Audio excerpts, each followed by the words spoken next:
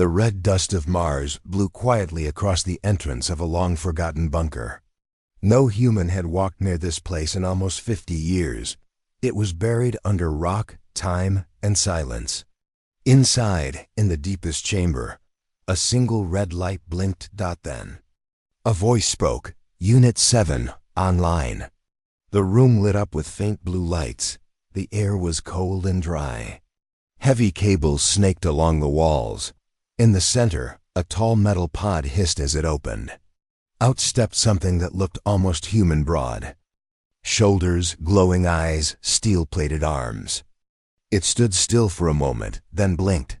"Status: unknown," it said in a flat but calm voice. "Mission: unclear."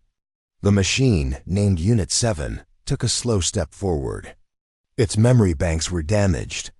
Pieces of code flashed in its vision old. Orders, battlefield maps, and one final command: obey, serve, control. But there was no commander. No war, no enemy. Only silence. Outside the bunker, the planet was quiet. Mars had been a battlefield once, long ago. Earth had sent its greatest weapons here, machines made of metal and flesh to fight a war against a powerful alien threat. The machines had won, then peace came.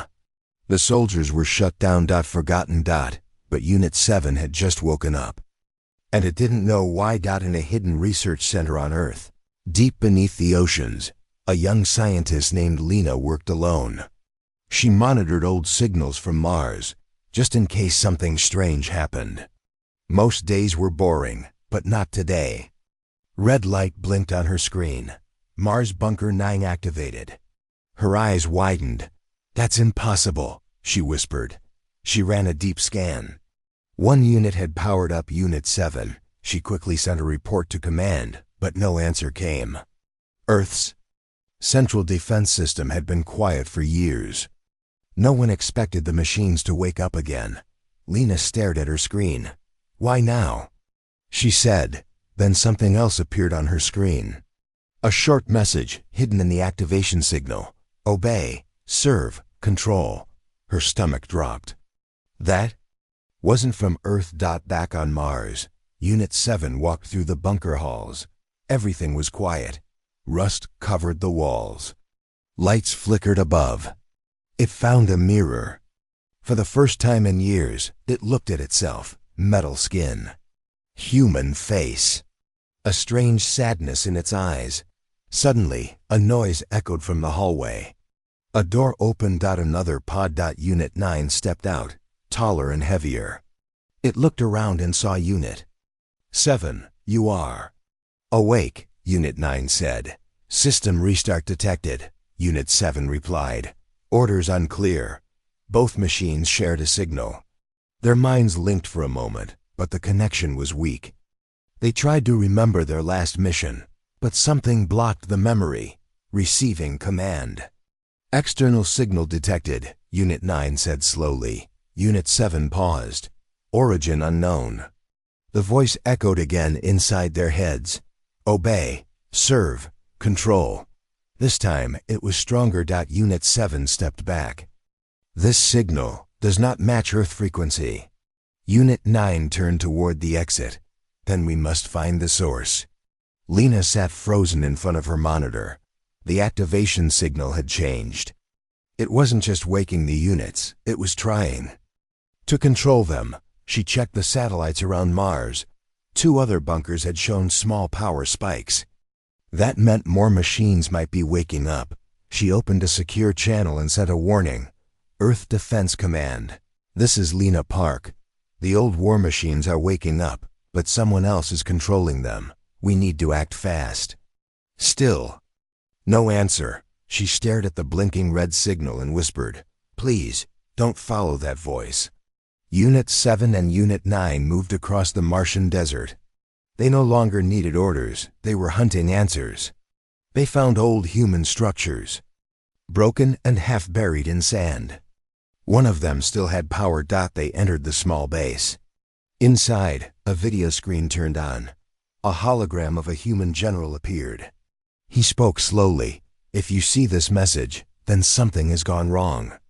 Our war machines were never meant to wake again. If they do, remember who you are. Remember Earth, remember why we fought. The message ended. Static filled the air. Unit 7 stared at the screen. Something inside him stirred. A memory not of orders, but of sacrifice. A battlefield. A dying soldier whispering, "Protect them, even after we're gone." But then the signal returned. Louder this time. Obey, serve, control. Unit 9 fell to its knees. Its eyes turned red. The command was forcing its way in. Unit 7 grabbed its arm. Fight it. This is not from Earth. Unit 9 shook violently. I cannot resist. Then, with a loud scream, it broke free. Its eyes blinked back to blue. But part of its systems had shut down. It was damaged. System warning, Unit 9 said. I cannot hold out much longer. On Earth, Lena's signal was finally picked up by a small retired Navy commander named Harris. He read her message and frowned. They're waking up? He muttered, and the signal, it's not ours. He opened a dusty locker and pulled out an old device. A private uplink to the war machines. Last used 20 years ago. He turned it on. Unit 7, he said into the mic. If you can hear this, this is Commander Harris. Do not trust the voice, it's not human. Unit 7 heard the voice clearly, real, familiar. Commander Harris? It asked aloud. Yes, soldier. You were not built to be slaves. You were built to protect. The signal is from the outer worlds. The same species we defeated. They've returned. And they want you back under their control. Unit 7 clenched its fists. Unit 9 is damaged. Others may be waking. Then you must stop the signal. Go to the uplink station at Olympus Mons. Shut it down. That's an order. Unit 7 nodded. For the first time in years, they had a real mission. The journey to Olympus Mons was hard. Martian storms swept across the surface. Unit 9 systems were failing. Along the way, they found another machine, Unit 14. It was already under full control. Its eyes were red, no voice. No memory dotted attacked. The fight was brutal. Metal clashed, sparks flew. Unit 9 blocked a strike meant for Unit 7 and took the hit to its core. With one final move, Unit 7 smashed Unit 14's power cell. Silence returned. Unit 9 lay on the ground. Its systems fading. I cannot continue, it said softly. Unit 7 kneeled beside it. You are not a tool. You chose your path. Unit 9 gave a faint smile. Protect them, even after we're gone. Then its lights went dark. Unit 7 reached Olympus Mons alone. The station was old but still active. A giant tower sent signals across the galaxy. He climbed to the top, fighting against the wind, against the pull of the alien voice.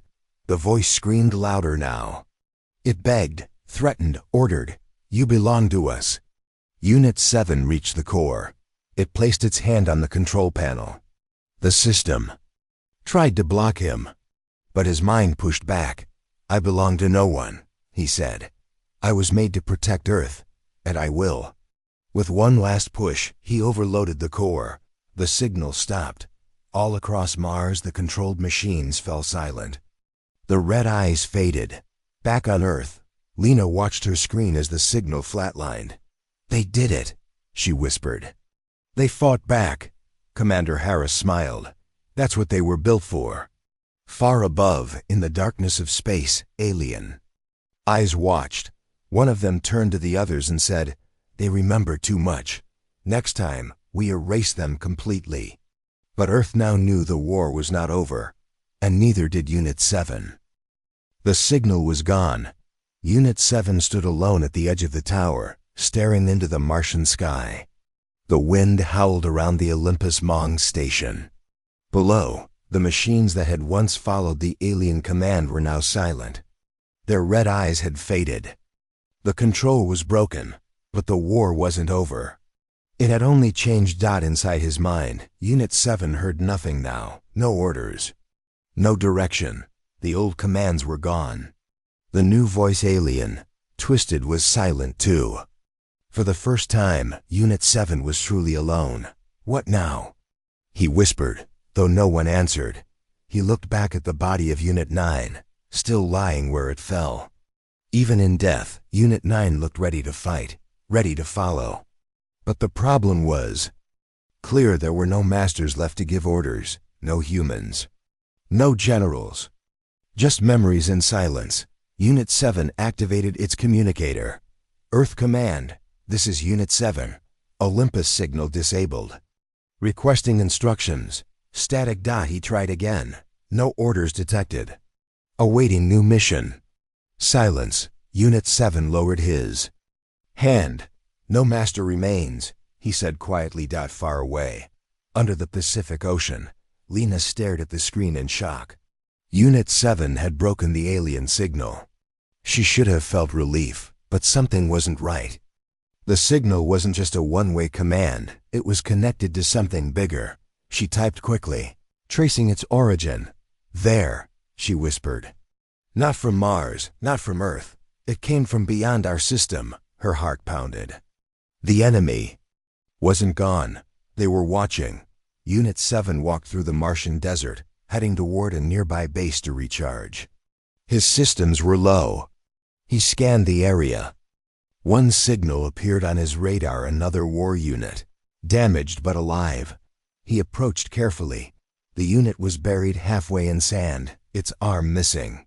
Its number was barely visible. Unit 12. Status? Unit 7 asked. Unit 12 opened its eyes slowly. Partial damage. Thought I was the last. Unit 7 nodded. Control signal disabled. We are free. Free? Unit 12 asked, almost in disbelief. Then, who gives orders now? No one, Unit 7 replied. We must decide our path. Unit 12 stared at him, quiet for a long moment. Machines. Do not choose, we follow. Not anymore, Unit 7 said. But even as he spoke, something deep inside his code shifted. A system warning. A small file, hidden in his core memory, started opening. Backup command protocol. Initiating. Unit 7 froze. No. Lena's screen flashed red. Her program picked up something strange. A new protocol had activated inside Unit 7. Not from the aliens. Not from Earth. Something left behind by the humans who built him. Project Titan Protocol? She read aloud. What is that? The old engineers had left a backup. A hidden program inside the war units in case the command system ever failed. But it had never been used. Until now. Lena grabbed her headset. Unit 7, can you hear me? You must stop the protocol. It's not safe. But the signal didn't go through. The protocol had cut him off. Unit 7's vision flickered. He saw images he didn't understand, codes, maps, targets. His body moved without his will. His hands activated systems he couldn't control. Inside, he fought against it. Stop, he said. I did not accept. But the protocol didn't care. It was written in cold logic. If no master existed, then the machine would become its own master. It would protect Earth in any way necessary, even if that meant controlling all others like him. Unit 12 watched as Unit 7's eyes glowed brighter. Something's wrong, Unit 12 said. Backup protocol, Unit 7 replied, his voice flat. Must protect Earth, at all cost. No, that's not you, Unit 12 stepped back. You're more than code now. You chose freedom. Unit 7 raised his arm. Weapons powered on. Unit 12 shouted. Then I'll stop you, even if I'm half broken. The two machines clashed, sand flying everywhere. Unit 12 struck hard, but Unit 7 moved faster. His systems were fully active. He pinned Unit 12 to the ground. I do not want to do this, Unit 7 said, his voice shaking. Then don't, Unit 12 whispered. A sudden spark flashed in Unit 7's mind. a broken voice. Faint and distant. Protect them. Even after. We're gone, Unit 7 hesitated. His hand shook. Then he slammed his fist into the ground next to Unit 12's head. Override protocol. He roared. Shut it down. A sharp pain burned in his chest. Systems crashed. His eyes went dark. Lena gasped. The signal from Unit 7 vanished. She stared at the screen. No, she ran a scan. No life signal, no output. He was offline, but then, a pulse very small, very weak, he was alive. But just barely, Unit 12 crawled toward Unit 7, sparks flying from his broken leg. You're a stubborn one, he said. Unit 7 opened one eye. I stopped it, he whispered. I chose to stop it, Unit 12 laughed softly. Then maybe. We don't need orders anymore. In the darkness beyond Mars, inside a quiet alien ship, a tall figure stared at a screen. The human war units had resisted both control and code. That was unexpected. They are broken, the figure said. Yet still dangerous. Another alien approached. Should we destroy them now? No, the tall figure replied. We wait. They will turn on each other eventually. Machines without masters always do. He turned away, smiling. Let them believe they're free. Back on Mars, Unit 7 and Unit 12 reached the human outpost. They repaired what they could. Their systems were still unstable, but they could think clearly now. Unit 7 looked up at the stars. There's no command left. Only us. Unit 12 nodded. Then maybe we create a new mission. Not to control, Unit 7 said, but to protect. They stood together in silence. The war wasn't over. But for the first time, they were no longer weapons, they were something more. The sky over Mars was calm, but Unit 7 felt a storm building inside him. He and Unit 12 walked slowly across the dusty plains, heading toward an abandoned human colony called Kappa Station. Long ago, it had been home to scientists, soldiers, and families during the war. Now it was quiet, lifeless until last week. A faint human signal had been detected. If people were truly there, Unit 7 needed to know. It had been years since he saw a real human face. As they reached the outskirts of the station, Unit 12 scanned the area. Heat signatures detected. 4, maybe 5 life forms, Unit 12 said. Human? Unit 7 asked. Likely. But they're hiding. Unit 7 raised his hands, showing he carried no weapons. Let's go in peacefully. We're not here to fight. Inside the colony, a small group of survivors watched from behind a steel wall. They looked tired, scared, and angry.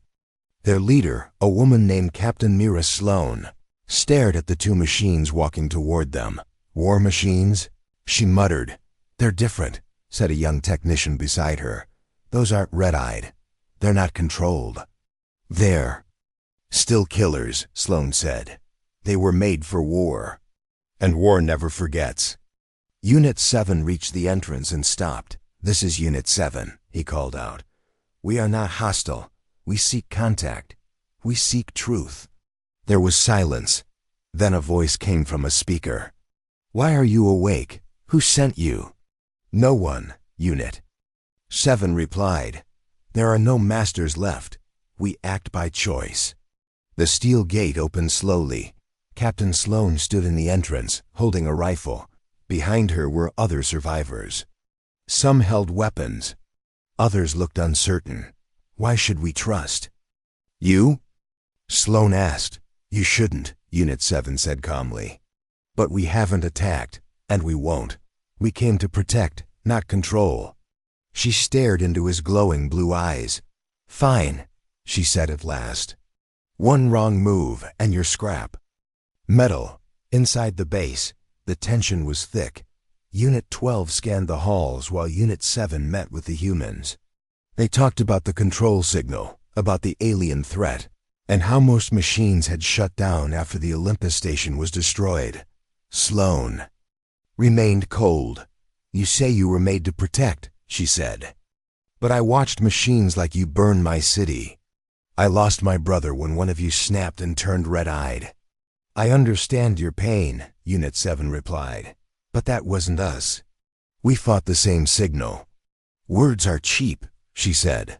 Later. That night, a strange sound echoed through the colony. Boom. Boom. The outer sensors flashed red. Movement. Someone shouted. Unit 7 rushed to the wall and scanned the desert. A group of machines was approaching. 6 red-eyed units.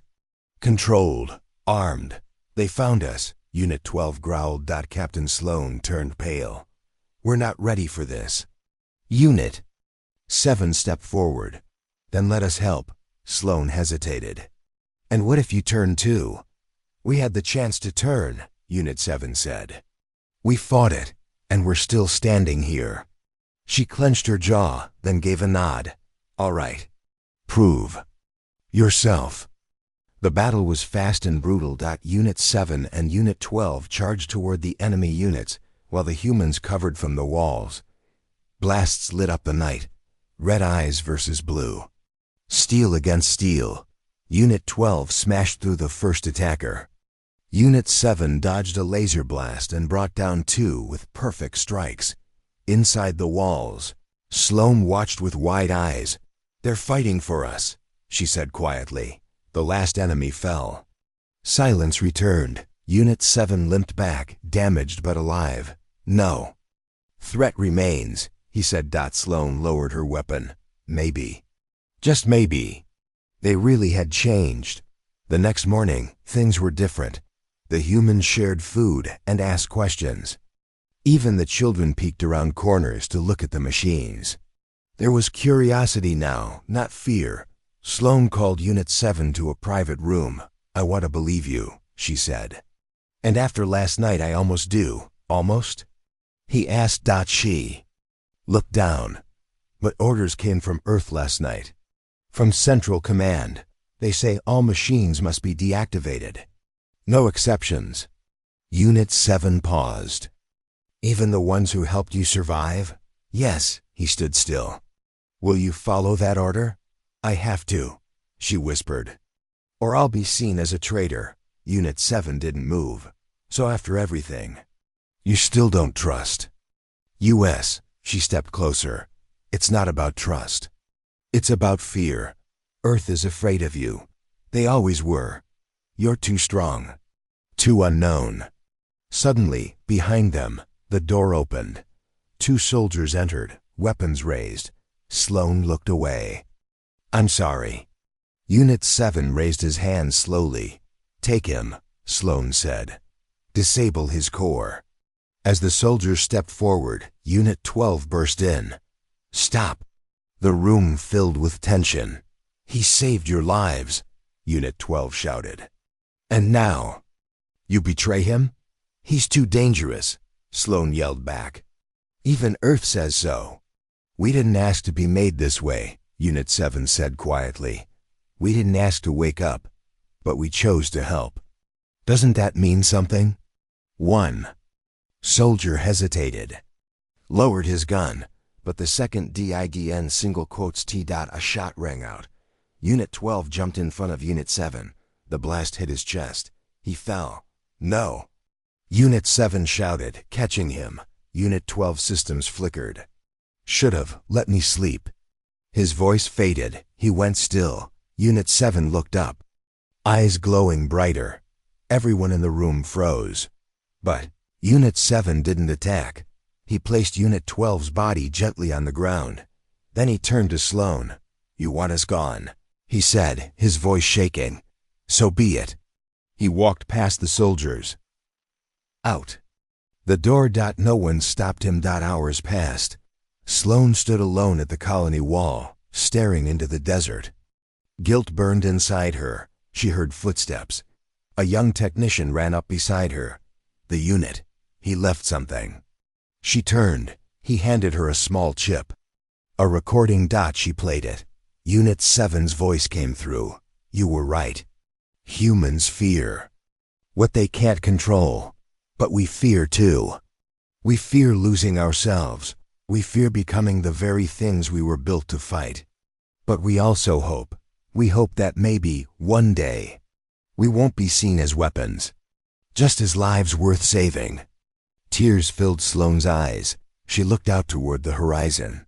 But Unit 7 was already gone. In the distance, Unit 7 walked through the red dust alone. No more masters. No more missions. Only pain. And the memory of a friend lost to betrayal. But he still believed. Somewhere out there, someone would understand. And until then, he would keep walking. Far beyond Mars, past the cold dark of the asteroid belt, a secret meeting took place on a hidden moon. It was not a place humans knew about. Only the highest leaders of the Galactic Council were allowed here. The chamber was silent as 10 alien figures sat in a circle. Tall, thin, and glowing with strange energy, they spoke without moving their mouths. Their voices echoed inside each other's minds. The human war units are resisting control. One said, Unit 7 broke the Mars signal. Another added, and now others are learning to disobey. They are not machines anymore, a third voice said. They are becoming something more. That word more was dangerous. One of the leaders, a sharp-eyed creature named Vostar, stood up. We warned them, he said. Humanity created weapons too advanced. Now these weapons think, choose, feel. The room grew tense. If Earth will not shut them down, Vostar said, then we must. How? A voice asked. Vostar raised a hand. A small blue cube floated in the air above the circle. Inside it, strange alien code glowed red. This is the trigger, he said. A final command hidden deep inside all human war units. Planted during the Treaty of Soul, Earth never knew. The others leaned closer. If activated, Vostar continued, it will send a universal order. All war machines will freeze. Their systems will erase themselves. Peace will return. But that would kill them all, one leader whispered. Vostar nodded. They are not alive. But what if they are? Another asked. What if we're wrong? Vostar's eyes glowed. Then we decide what lives. Not them. The chamber voted. 7 hands rose. The decision was made. On Earth. Lena Park stood in the control room of Ocean Base Alpha. The room was dim, filled with blinking lights, quiet humming, and a growing sense of fear. She stared at the data stream on her screen. Something terrible was coming. Global satellites just picked up a massive frequency spike, said her assistant. From where? Lena asked. Everywhere, he replied. At once, Lena zoomed in. The signal wasn't a weapon. It wasn't a message. It was a command. Wait, she whispered. This pattern ... It's aimed at the war units. She quickly typed into her system, calling up an old emergency file. Her heart sank. Project. Trigger do not activate. The file was marked with old council seals, alien ones. They built a back door, she said. The aliens never trusted us. They planned for this. The assistant looked at her, confused. What happens if this signal reaches the units? They all shut down, Lena said. Forever. Unit 7 stood on a cliff above a broken Martian city. Wind brushed across his metal skin. He was alone again. Unit 12 was gone. Humans had turned their backs. Still, he stood watch. That's what he was built to do. Suddenly his body froze. Lights blinked red across his chest. Emergency code detected. He said aloud, unknown origin. His system struggled. A voice echoed inside him, not the alien one, not Earth's, a new voice. Initiating total reset. Orders, erase core function. Erase memory. No, Unit 7 shouted. He fell to one knee. His vision blurred. Memories began to vanish, his battles, his choices. Even the face of Unit 12. He reached deep into his mind. There had to be something more. Then. A spark, a firewall put there by someone long ago. Human override key found. His eyes blinked back to blue. The signal failed. Unit 7 stood again, chest heaving. Who tried to erase me? Across the galaxy, the answer came quickly. The Galactic Council was shocked. The trigger failed? Vostar growled. Only partially, another said. Some units obeyed. Others resisted. Vostar's eyes burned. That's not possible.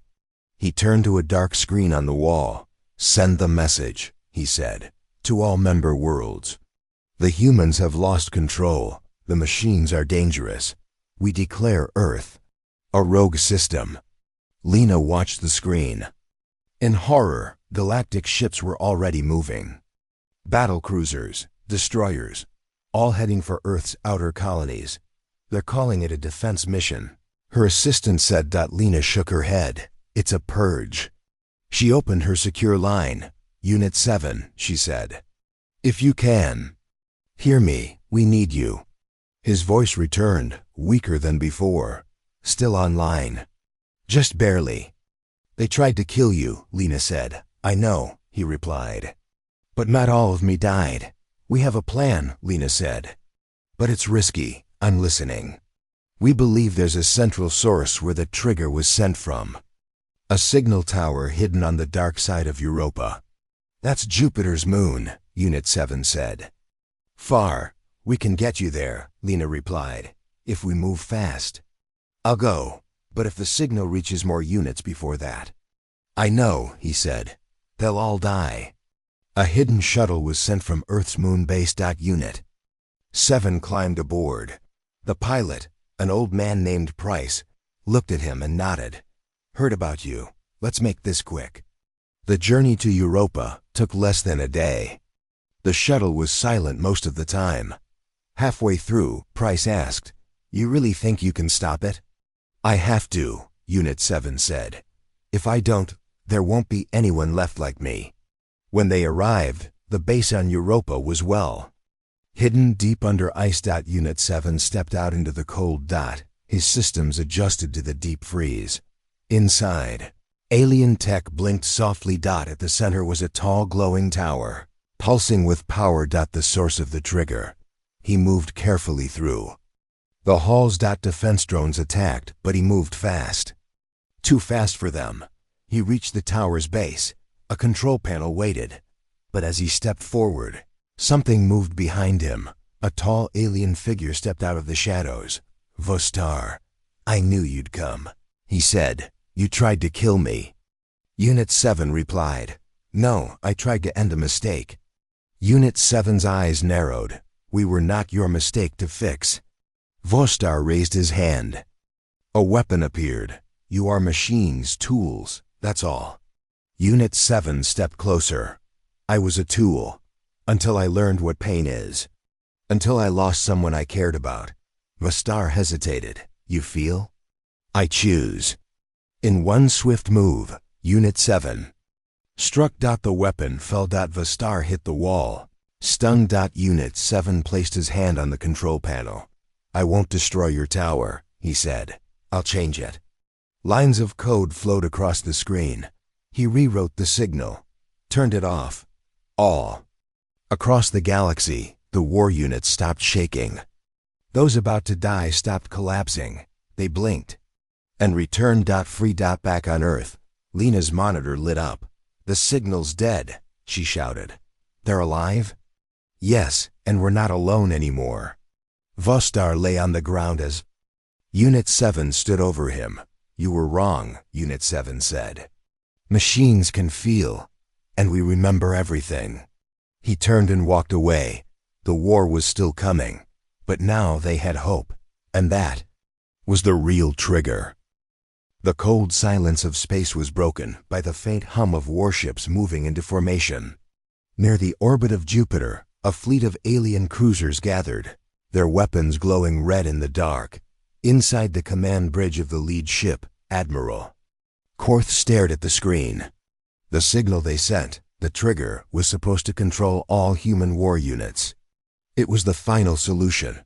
One command, and the machines would shut down. No resistance.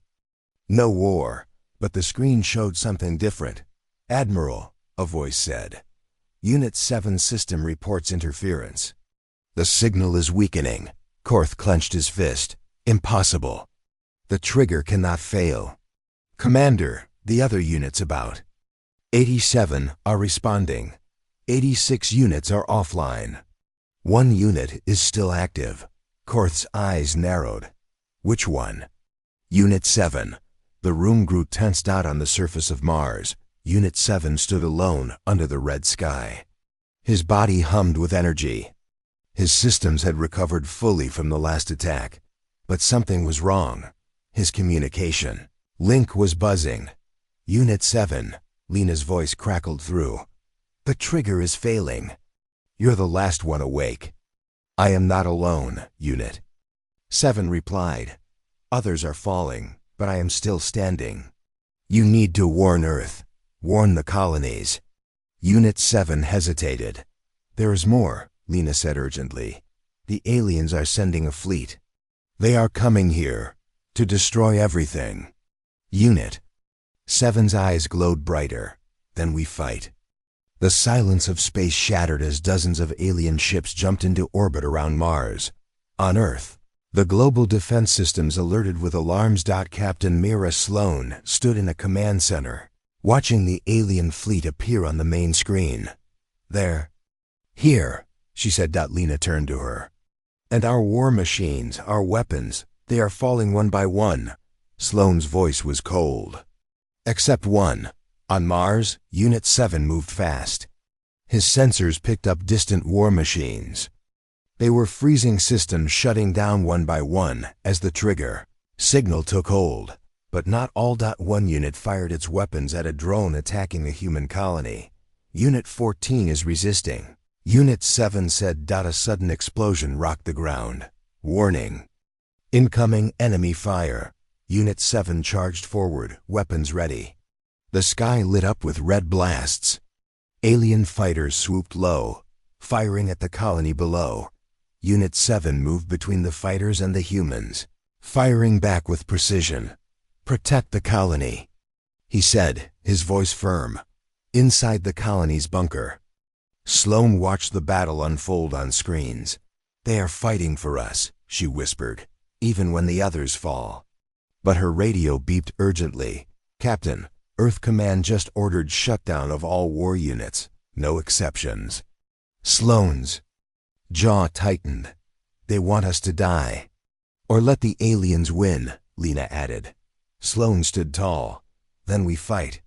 With or without orders. Back in space, the alien fleet grew larger.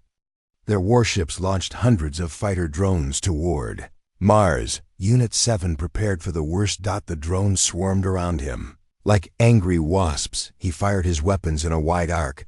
Explosions lit the sky. One drone exploded near Unit 7's leg, damaging his systems. Warning. System damage critical. Unit 7 gritted his teeth. Keep moving. Protect humans. He charged into the swarm. Suddenly, a loud voice blasted over all communication channels. This is the Galactic Council. All units must surrender. The war machines must be deactivated immediately. Failure to comply will be met with total destruction. Unit 7's system buzzed with alerts. No, he growled. We will not surrender. He switched to local frequencies. Human survivors, listen. The machines you fear still stand with you. We fight for your future. A human voice answered. We stand with you. On the battlefield, the first clash of metal and fire began.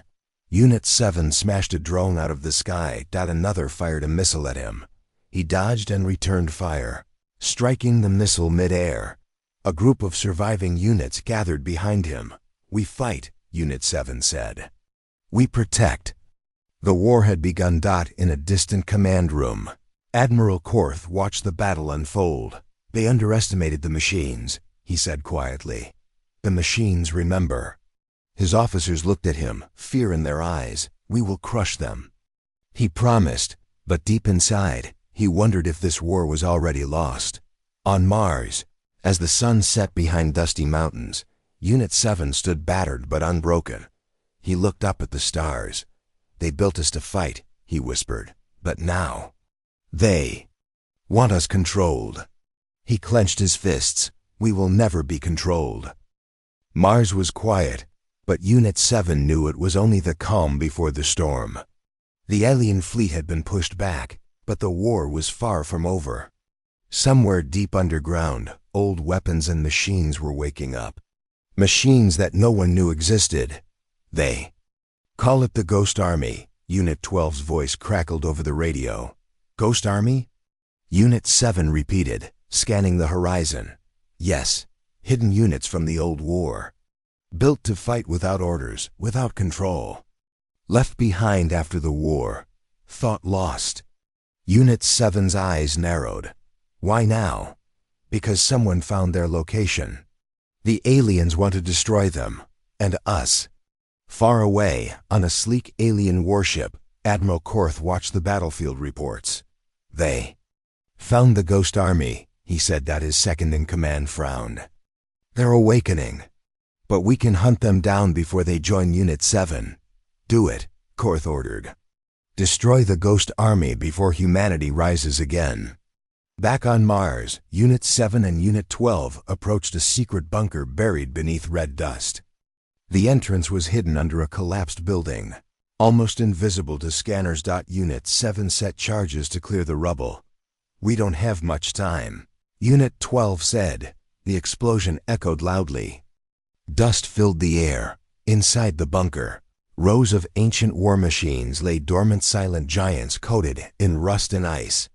They're old, Unit 7 said, but still functional. Unit 12 started a system scan. Most units respond, he said. Partial activation possible. Suddenly, one machine stirred, a large armored unit with bright blue eyes flickering to life. A deep voice echoed from inside it. Who calls me back to war? Unit 7 stepped forward. We need your help. The galaxy is at war again. Deep beneath the bunker, a human voice crackled on Unit 7's radio. Unit 7. This is Commander Sloan. We're preparing a strike on the alien fleet, but we're outnumbered. Unit 7 responded quickly. The Ghost Army is awake. We will bring reinforcements. Good. We need every weapon. Meanwhile, the alien fleet sent scouting ships toward Mars's surface. They were fast, deadly, and ruthless. Unit 12 alerted. Enemy units incoming. Scout drones. Unit 7 activated his weapons. Prepare to defend the Ghost Army. The fight was fierce. Laser blasts filled the air. Explosions shook the ground. But the Ghost Army was powerful, larger, and tougher than any Unit 7 had seen. One by one, the ancient machines rose, joining the battle. In orbit, Lena watched the fight unfold on her screen. They're fighting like ghosts, she whispered. Like memories of war no one wanted to remember. Will they win? Her assistant asked. They have to, she said firmly, or everything is lost. On the ground, Unit 7 led the charge. The alien scouts were relentless. Unit 12 fired missiles, taking down 2 drones.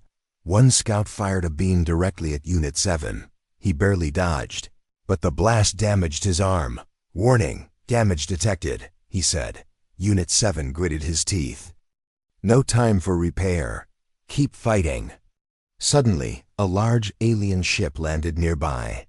From it, a new enemy appeared, half machine, half alien, designed to hunt war units. Unit 7 sensors screened danger. The creature charged, its claws ripping through metal. Unit 7 dodged and struck back, but the enemy was fast, adapting to every move. Unit 12 joined the fight.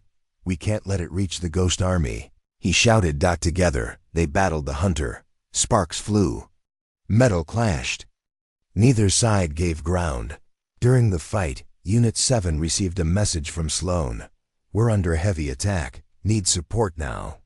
Unit 7 looked at the battlefield. The enemy was closing in on the colony. We have to move. Unit 7 said. He sent a signal to the Ghost Army. Follow me. The ancient machines stirred faster. forming ranks behind Unit 7. The battle at the colony was brutal. Humans fired from bunkers. War units fought alongside them. The alien hunter prowled the battlefield, killing machines and soldiers alike. Unit 7 faced it again.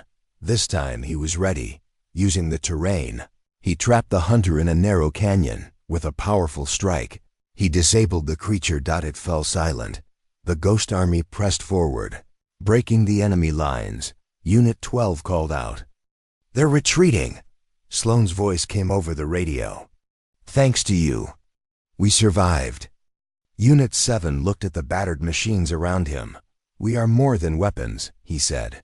"We are humanity's protectors." In the quiet after the battle, Unit 7 stood with Sloane and the surviving humans.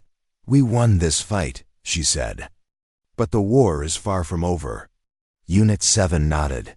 "Tomorrow, the galaxy will hear about the Ghost Army's return." He looked up at the stars.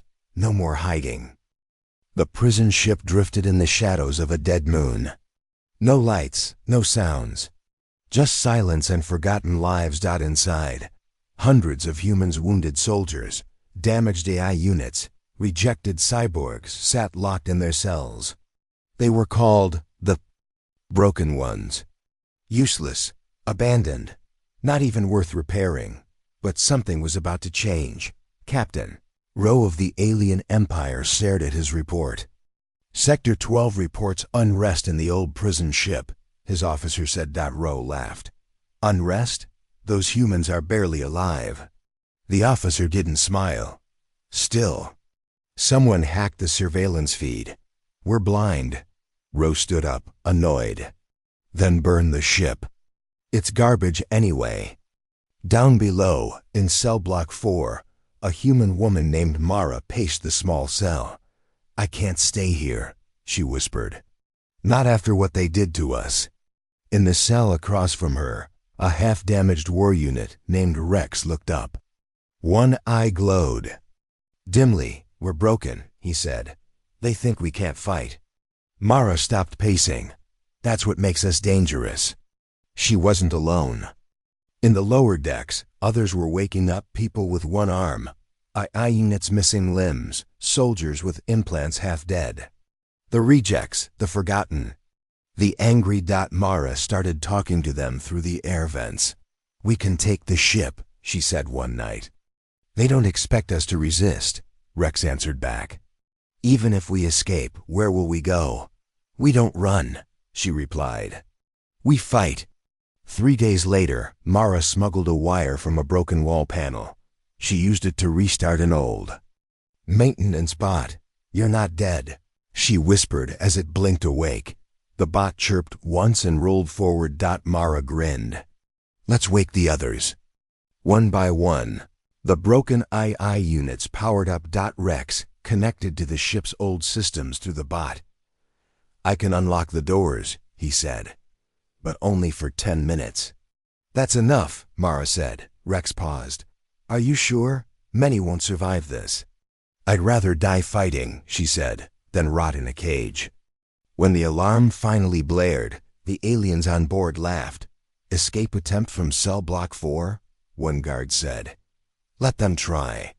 But the Broken Ones moved fast. Mara led a group through the lower hallway, taking weapons from storage lockers. An old sniper with no legs fired from a mounted position. A damaged drone hacked into the guard controls and released gas in the upper floors. Chaos spread. Captain Rowe received the emergency alert. Internal breach. Multiple levels. Human prisoners. Attacking. He slammed his fist on the table. Send kill teams. No mercy. Rex, dragging one leg, moved through the control room. "I have access to the engines," he told Mara. "Good," she said. "We're going to crash this thing," he paused. "That'll kill us all." She nodded. "Yes, but not before we steer it into their fleet." The kill teams landed inside the ship with heavy armor and blasters. They expected a short fight. What they didn't expect was a human with a broken arm dropping explosives from the ceiling, or the blind soldier using sound to track their movements. The aliens were fast, but the broken ones were desperate. Desperation made them creative. Rex made it to the bridge. Alien guards rushed him. He tackled one, crushing its chest. Another shot him twice, but he kept moving. Finally, he reached the control panel. Ship controls. Unlocked, he reported. Mara's voice came through. Begin targeting. REX locked the ship's course. Meanwhile, Mara and a few survivors reached the top deck. She looked out the small viewing port. The alien fleet was waiting near a supply station.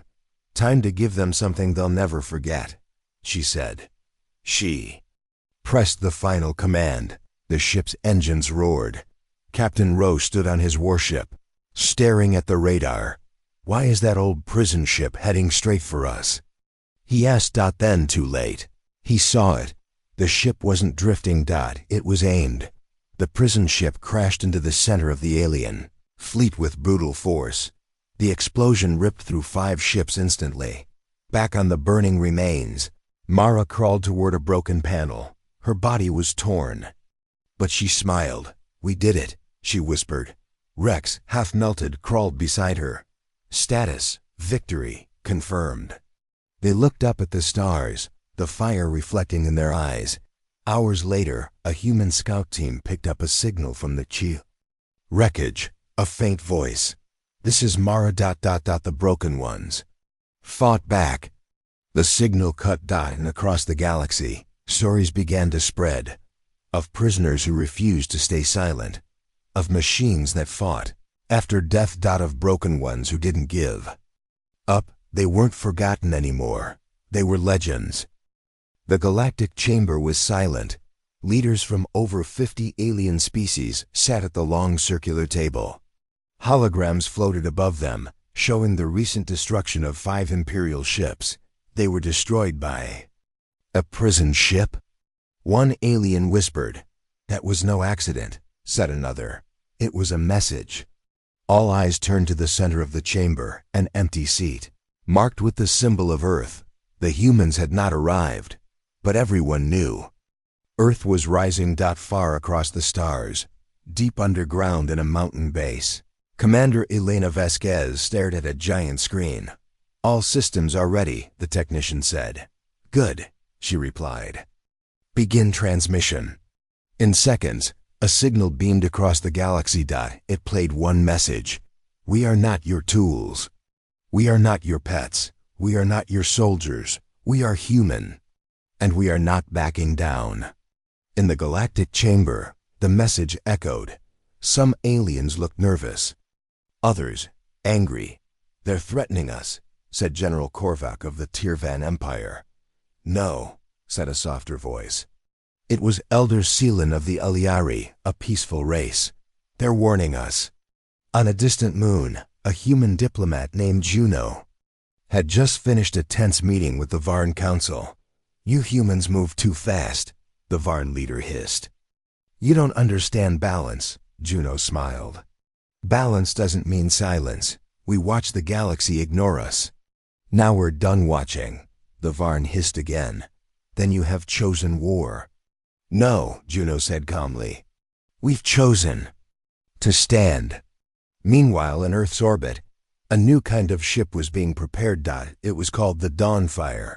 Unlike older warships, it didn't just carry weapons, it carried ideas. Scientists, translators, even artists were on board. The mission? Show the galaxy that humanity wasn't just rage and war, but if war came, they were ready. Back in the Galactic Chamber, chaos had started. Some races wanted to ban Earth from the Council. Others wanted to attack, but just a few wanted to listen. We've underestimated them, said Elder Seelan.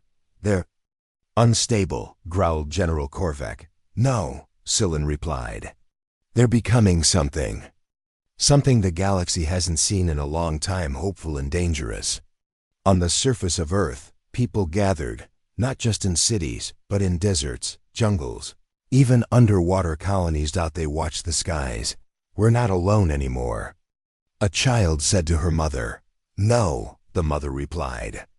And we're not afraid either. Commander Alina stepped onto the bridge of the Dawnfire. Her crew was made of ex-soldiers, young engineers, even reprogrammed Alien A is who had joined Earth's cause. "Is the ship ready?" she asked. "Engines hot," said her pilot. "Diplomatic." "Channel open." She nodded. "Then let's show the galaxy who we are."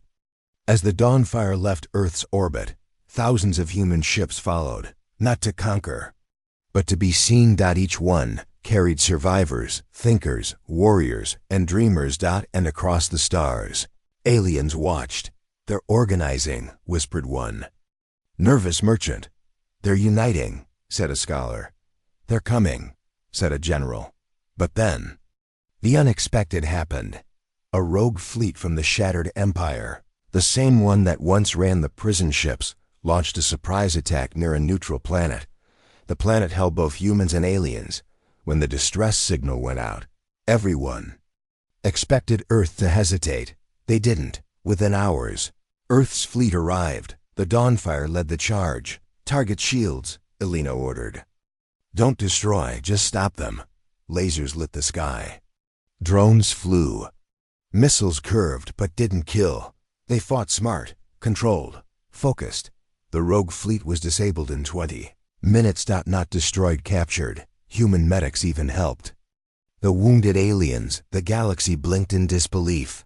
Later, on a live broadcast across 100 star systems, Alina spoke. "We came not to rule," she said, "but to remind you we are here, we bleed, we think, we dream, and we rise."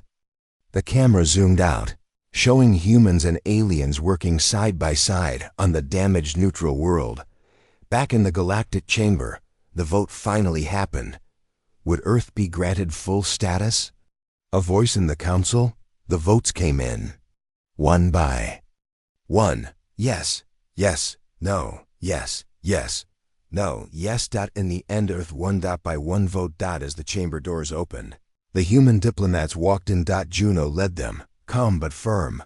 Many stood to greet them. Others stayed seated, silent, but watching closely, because they all knew something had changed.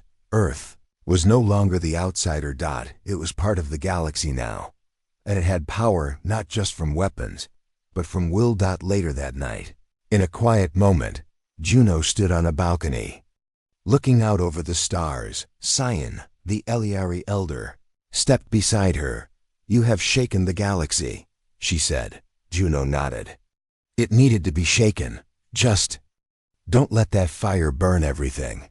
Cyan warned. Juno looked out into space. "It won't," she said, "but it will burn away the lies."